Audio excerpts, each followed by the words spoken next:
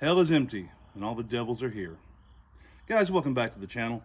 Today we have, this is in some ways sort of a tribute and homage to Uncle Paul Harrell, reviewing a Model 92 Beretta. In fact, I have two of them here. I'm going to split this up into two videos. One of them is this 92 without a rail, and the other one's an A1 with an accessory rail. Anyway, I thought you would find it interesting. These are, of course, iconic pistols. They've been around for decades.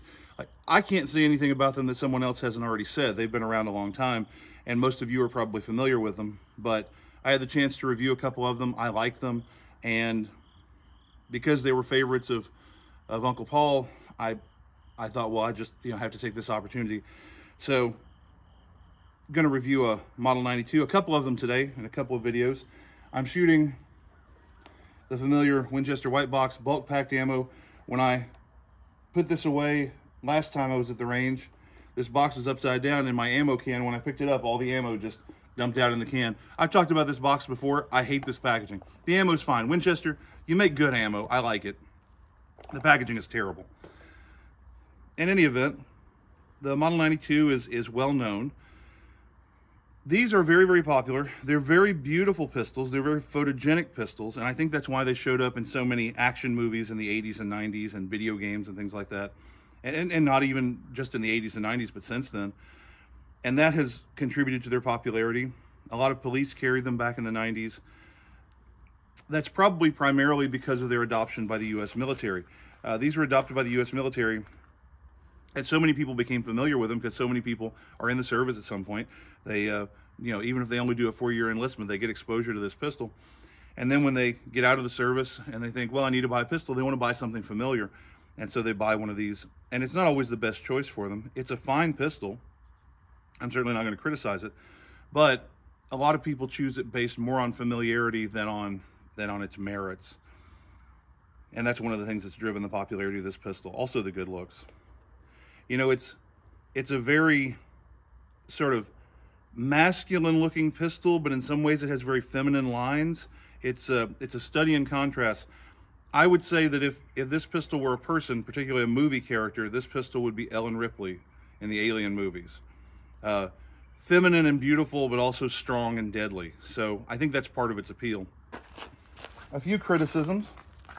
The grip frame is really big, and even for my giant hands, the trigger reach for me is not a problem, but for anybody with smaller hands, that would be potentially a big problem. It has been for many people. And even in spite of the giant grip frame, you only get a 15-round magazine. And yes, factory mags now are sometimes 17 or 18 rounds, but originally 15. And so a lot of people have complained about this very wide grip, this very long front-to-back grip, very long trigger reach. Again, if you have enormous... this thing is really proportioned for my hands very nicely, but for most people, it is not. And so that's a problem. Part of the appeal of the pistol is a very smoothly cycling slide. And I've always enjoyed handling these because they cycle so smoothly. This one, when I first picked it up, was a little bit rough, and it wasn't as smooth as I preferred. And I just stripped the slide off of there, and I wiped the rails down with a little bit of ballastol, not very much, and now it's very, very smooth. That smooth cycling is aesthetically pleasing. Does it actually help the pistol perform any better? No, I don't think so. This wide open slide at the top aids in ejection. So there's not much to get in the way there of ejection. And you have a very straight shot from the magazine into the chamber. When a cartridge is presented for feeding, it's pretty much a straight shot up into the chamber. So there is a feed ramp here, but the cartridge doesn't really have to ride on that ramp very much, unlike a 1911 where you don't have nearly such a straight shot into the chamber. I have to wonder why Beretta went with this open top slide design. They had already been doing that with their blowback operated pistols, and so I assume they did that just for aesthetics. It was a matter of wanting this pistol to look like their earlier pistols. And why they went that way with their earlier pistols, I don't know. It may have been to reduce weight, it may have been to improve ejection, I'm not sure. They went with, maybe you can see the locking lugs here to the left and right side of the slide. Those fall out of the way to allow the slide to cycle to unlock slide and barrel. And that's a system that Walther pioneered. The P38 had a locking system like that. And it's a little strange that Beretta copied it, because that makes the slide very wide. It makes the whole pistol very wide. But it makes sense if you're a gun maker that's known for making these open top, open slide designs, and you want to go from blowback to recoil operated, well, there's no place to put locking lugs or locking lug recesses in the top of the slide. So putting in the sides makes sense. That does make the whole pistol wider, but it does preserve the look of the Beretta pistol. It does preserve the aesthetics. This particular example is made in Italy. For the most part, the Italian pistols have a reputation for having slightly better fit and finish than the American-made pistols. I don't know that they work any better. Maybe they're a little more accurate. I don't know. But this one is made in Italy. Actually, the A1 that I'm going to review also today is made in Italy. So that's pretty cool. Most of the ones we see here in the U.S. are made in the U.S., and they're very well made. This one does have a metal trigger. Some of these parts will, on later pistols, will have been replaced with plastic parts. Chris Baker of Lucky Gunner really loves the PX4 Storm, and he noted that the PX4s have come with plastic triggers and some of the other parts are plastic. On his, if I recall correctly, he said he replaced his trigger with an aftermarket metal trigger, and after, I don't know, a few hundred rounds, it broke. So he put the original factory plastic trigger back in, and it has been just fine. So even though Beretta has replaced some of these parts, like recoil guide rod and things like that, with plastic, they apparently choose really good plastic that works really well. So I wouldn't go swapping out those parts. I do like that this has a metal trigger. This is old enough that it has lots of metal parts in it. But I don't know that they actually work any better than the plastic parts. So drawbacks. Having this wide open slide means stuff can get in here. Stuff can get into your locking lug recesses. A lot of guys discovered that when they were over in Iraq and Afghanistan fighting in the recent wars. These pistols are wonderful pistols. They're accurate, reliable, etc. But in sandy conditions, they are not as reliable as some. There are lots of ways for stuff, for foreign matter, for debris to get inside the pistol. The decocking safety is fully ambidextrous, which is great. But a lot of people don't like this decocking safety for a number of reasons. One of the big ones is that when you reach up to charge the pistol, you can accidentally set it on safe. It's very easy to depress this without meaning to.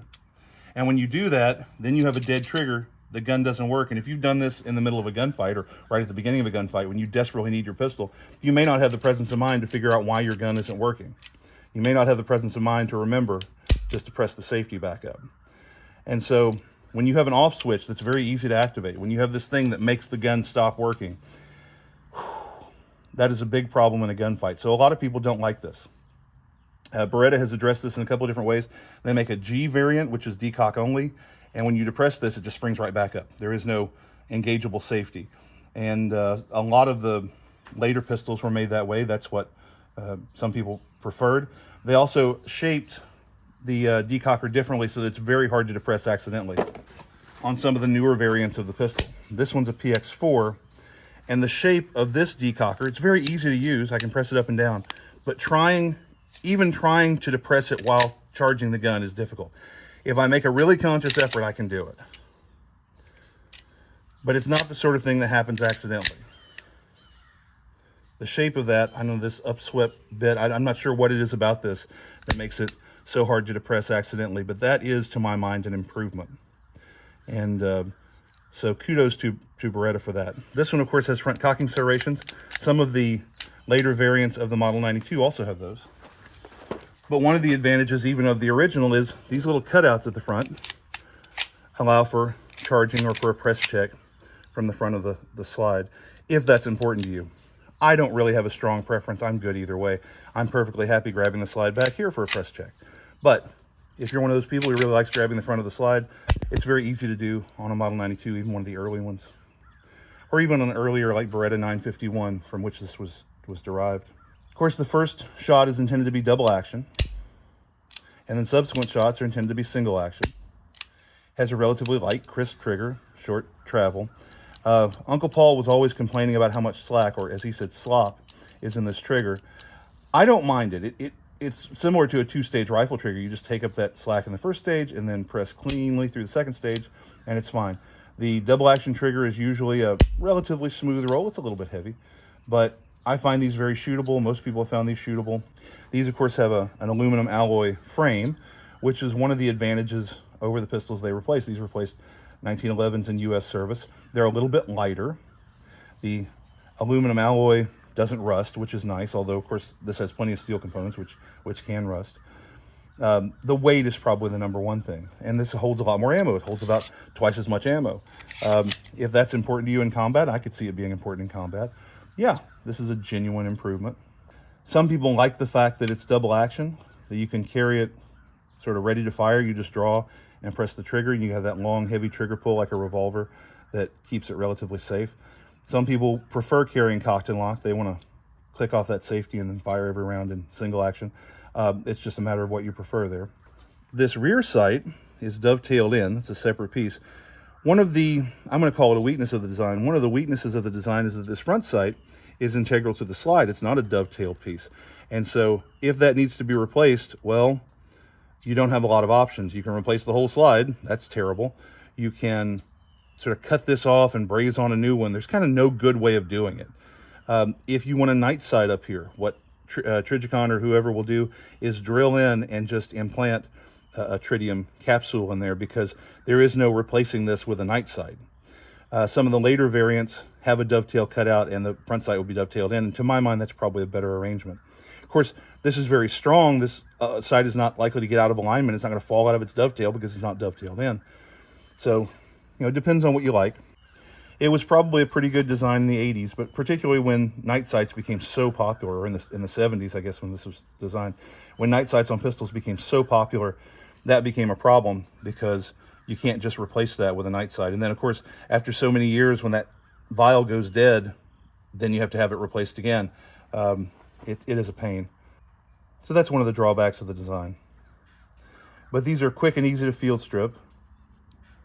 If you have one, the early ones would crack the locking blocks, apparently.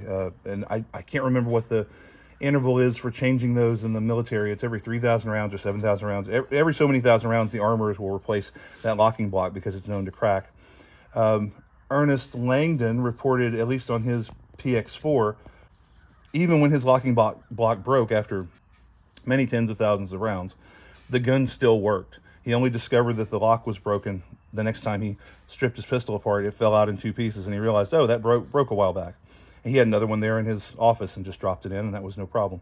But if you have one of these early guns, either replace the locking block occasionally if you're shooting it a lot, or better yet, I think we're up to the 4th generation now. Each generation of the locking blocks has gotten stronger, and the latest ones are considered lifetime parts.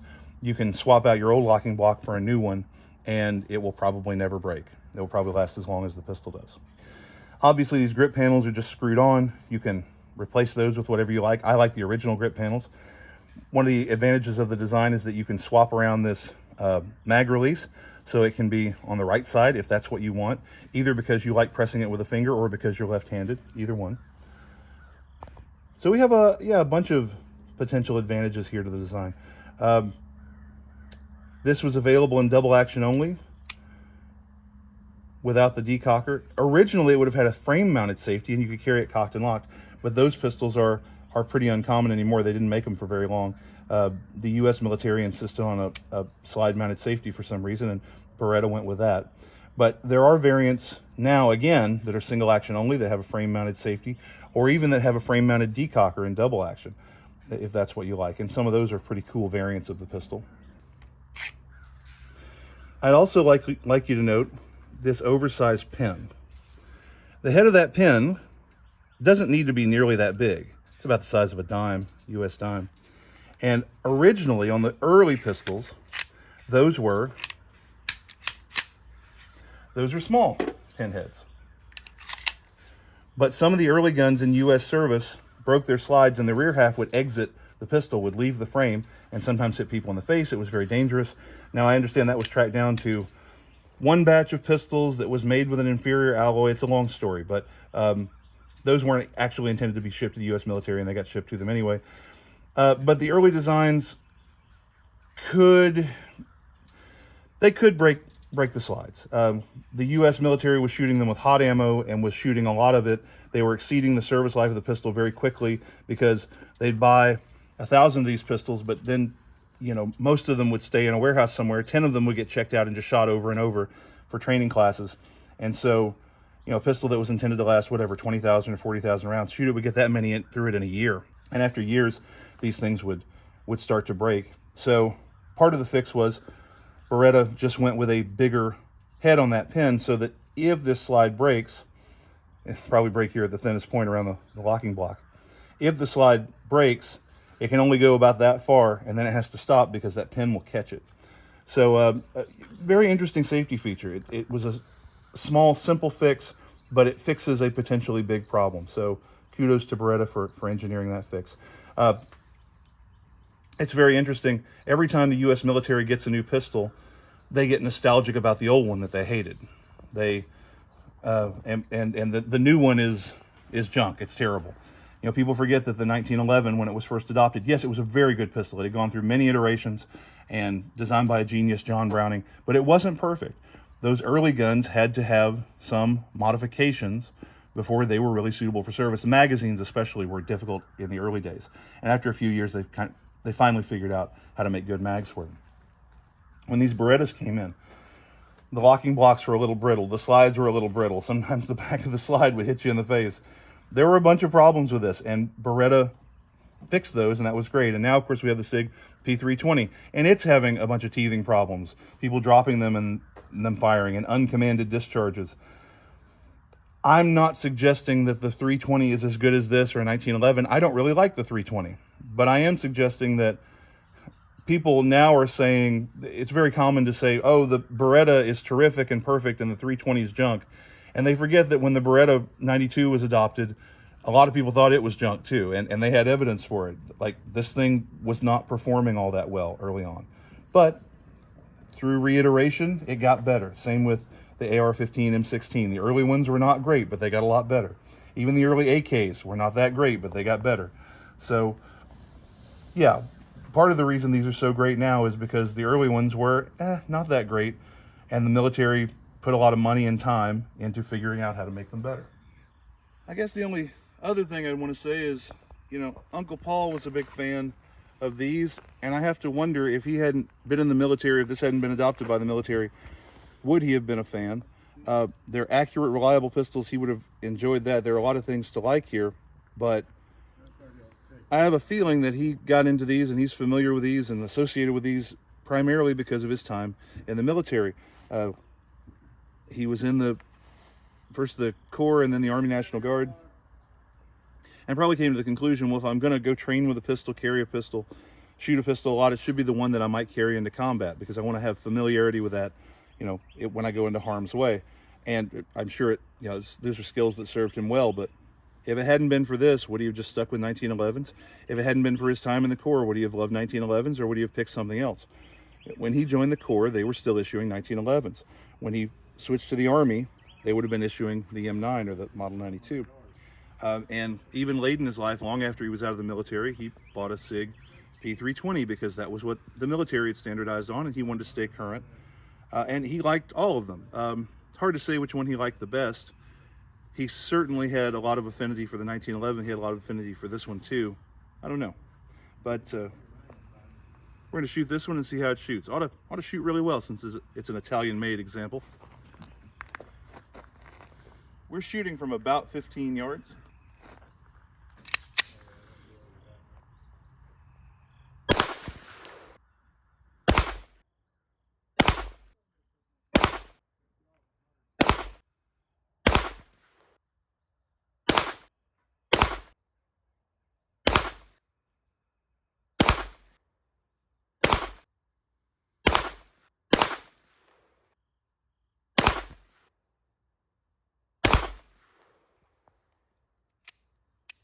Let's see how we did.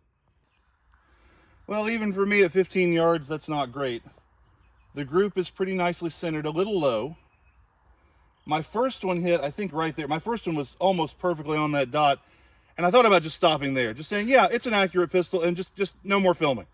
But I blew it. Guys, the pistol is capable of better accuracy than this, and maybe we could complain that this Winchester White Box ammo is not the very best ammo for this pistol. But what you're seeing here, I mean, yes, I can still cover that with one hand. What you're seeing here, though, is just me. I'm not doing my best shooting today, and frankly, I'm not capable of shooting as well as this pistol can shoot. But, I mean, I'm confident the pistol can do this when I do my part. The rest of this is just me. But every one of those hits is in the A zone. That's from about 15 yards. There's certainly nothing wrong with this. I gotta say, the trigger is, for the most part, light and crisp enough. It is very shootable, at least for somebody who shoots well. It's maybe just a little creepy. It does have some creep in it, and while I truly was getting surprise breaks, and that's a good thing, there's just a little bit of mush here that makes shooting a bit of a challenge. It's not, most DASA triggers like this are not known for being great, are not known for giving you the very best trigger pull. It's certainly good enough, but it's not great. Let's try some more. Okay, now I'm going to try some two-shot drills. If you're not familiar with that, the first shot will be double action, and the next single action, then I'll decock and repeat.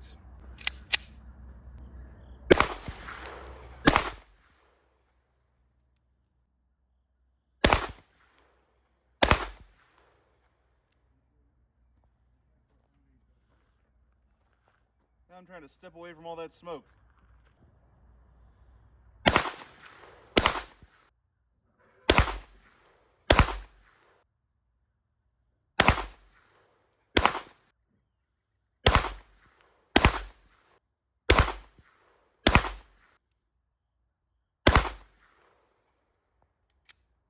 See how we did.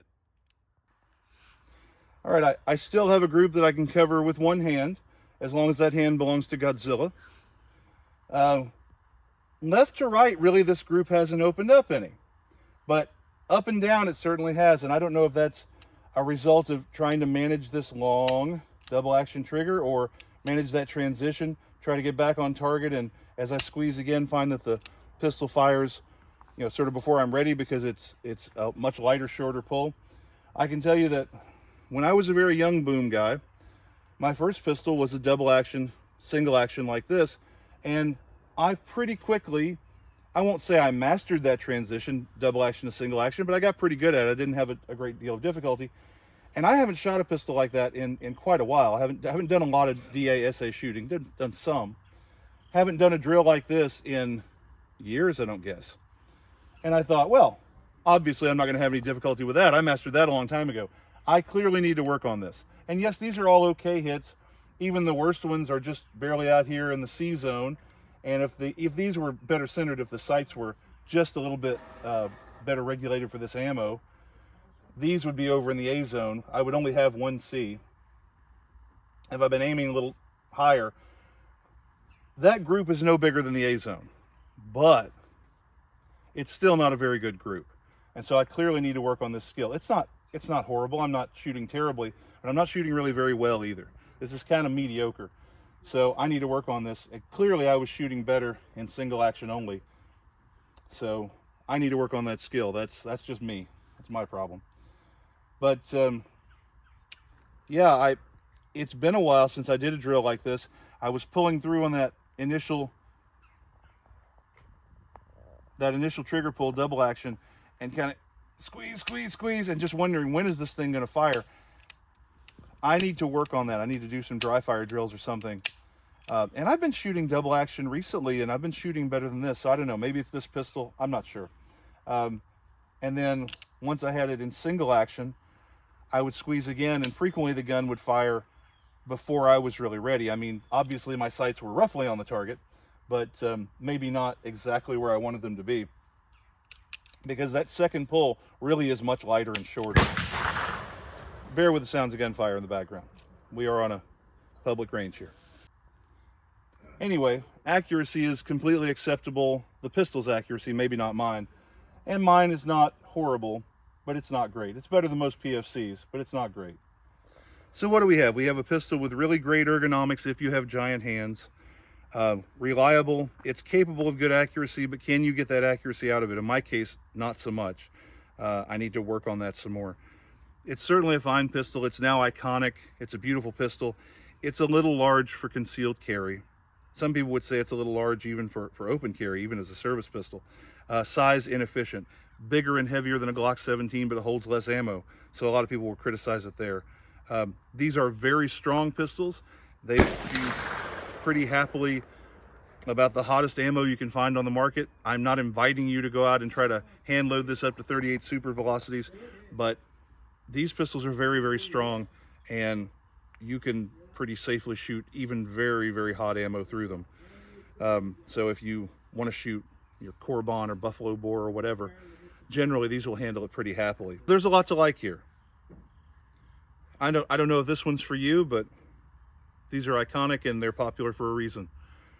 So maybe check one out if you haven't, and think of Uncle Paul when you do. Keep your powder dry.